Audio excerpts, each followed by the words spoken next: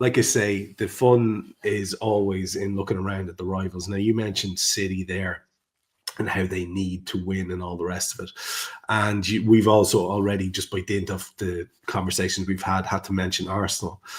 And as you look at the table, Jan, I think it would be fair to say, I think, now you may completely disagree with this, but I think it would be fair to say that if City continue to get results or get back on track getting results between now and when we play them, they still will think, regardless of how daft it may be, they still will think that for them it's going to be possible to get back on track. I think they honestly will think that.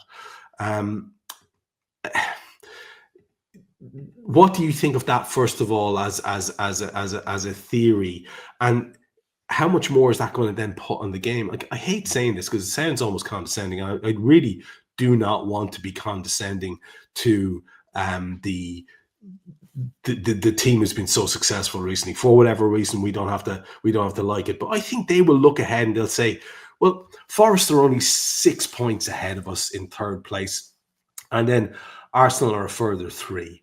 So is it possible that Man City can go unbeaten until the end of the year and get themselves right up there and maybe worry Liverpool if they have a wobble? Wouldn't it be the greatest ever victory of Pep Guardiola's career? I don't think there's any way he's writing it off yet. Weirdly, I think Arsenal are more psychologically vulnerable than City. Do you see where I'm going with that? Yeah, I can see where you're going, Trevor. Absolutely. And I've got a bit of experience from that myself.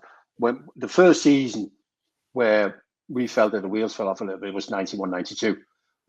And then you get to sort of the other side of Christmas and you got like 16 league games to go. And you go, for us to win it now, we have to win all 16. But we thought we could. It's like, so we had all the boys who'd been part of successful, and we had some new ones, and the new ones are going, what do you mean win 16? Yeah, well, yeah, we probably have to win every game from now to the end of the season, but I think we can do it. We didn't get anywhere near it. So I do feel that City will look at the same thing and think we can do it.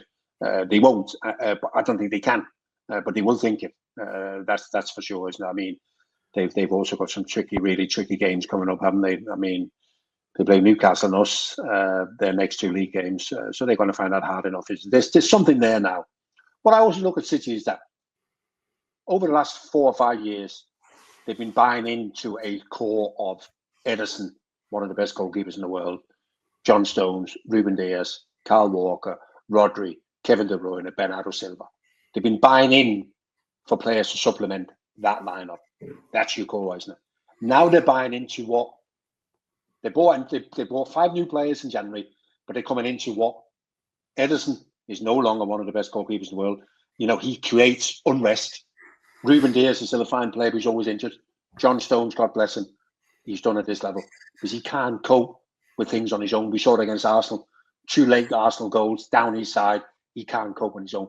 They haven't got a right back. Kyle Walker's gone, and they haven't got a right back. Rodri's injured. Kevin De Bruyne, one of the players I've enjoyed watching the most in the Premier League, he's done at this level.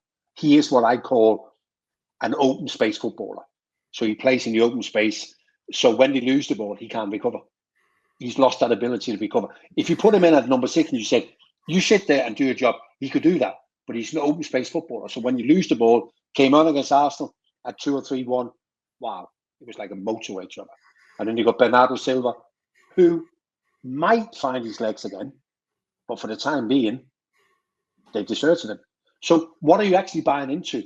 So Mamouche is coming in and Kosanov, they're coming into what? They're coming in to almost be the team because the core is gone. I think they've got big problems for them. I think that's fair. And it will be very interesting to watch. I won't lie to you. I'm glad to hear that. It sort of calmed me down a bit because I did in the back of my head have this sort of, and I think every Liverpool fan does have a little bit of sort of, a little bit of residual trauma from all those close battles and the inevitability of City. So it's interesting to hear your take on it. And it seems balanced to me. I have to say, I have to agree with it.